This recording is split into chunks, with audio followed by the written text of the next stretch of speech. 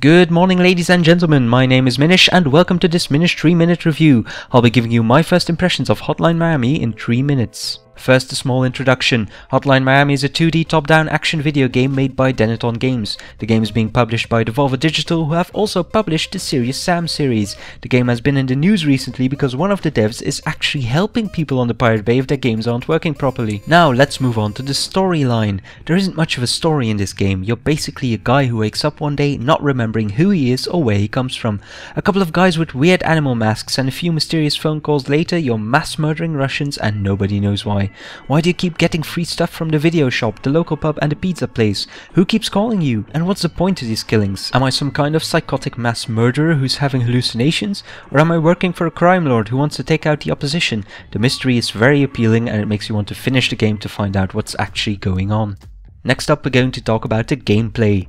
This is not an easy game, but it's a fair one. There's a lot of trial and error involved in finding the right strategy to brutally murder all the people in a level. Will you go in guns blazing or use a more stealthy approach? Enemies might die fast, but you go down at the same rate, and trust me, you'll go down a lot. This game can get frustrating when you keep dying, but when you die, it's your own fault for being careless. In total, the game features 15 chapters, each with their own level, and one bonus chapter which unlocks when you finish all the others. At the start of each chapter, you wake up in your apartment.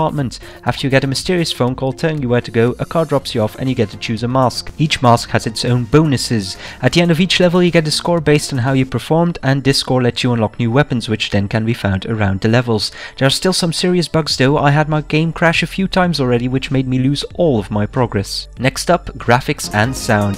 Hotline Miami is as much a game as it is an audio-visual experience. When playing you can feel like you're having a bad acid trip.